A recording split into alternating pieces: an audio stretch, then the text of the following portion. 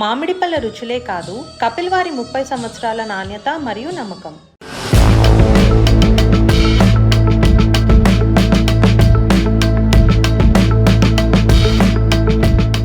గత కొన్నేళ్లలో తెలుగు సినిమా పరిశ్రమలో టెక్నాలజీ ప్రభావం అసాధారణంగా పెరిగింది.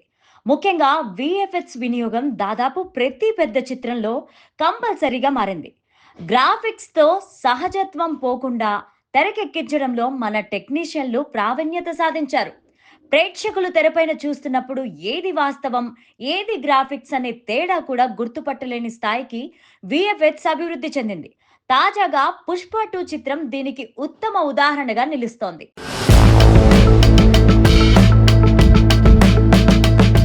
'పుష్ప 2' టీజర్ వీడియో విడుదలైనప్పటి నుంచే అభిమానుల్లో భారీ అంచనాలు ఏర్పడ్డాయి. అందులో కనిపించిన పుష్ప డెన్, జపాన్ ఫైట్, మాల్దీవుల లొకేషన్, రామేశ్వరం పడవల చేస్, ఈ సీన్లు మొదలైనవి తెరపైన ఎంతో సహజంగా కనిపించినా వాటన్నింటినీ విఎఫ్ఎక్స్ ద్వారా రూపొందించారన్న విషయం ప్రేక్షకులకు ఇప్పుడే తెలిసింది.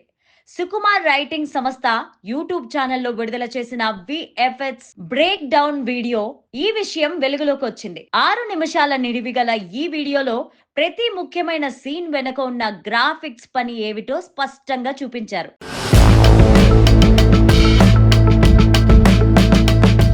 ఈ వీడియో చూస్తుంటే సినిమాలు దాదాపు సగానికి సగం విఎఫ్ఎక్స్ పైన ఆధారపడి తెరకెక్కిస్తున్నారన్న భావన అయితే కలుగుతోంది. పైగా వీటిని తెరకెక్కించిన విధానం, విజువల్ డీటెయిల్ దృష్ట్యా ప్రేక్షకులను కట్టిపడేయడంలో టీం విజయం సాధించిందని చెప్పొచ్చు.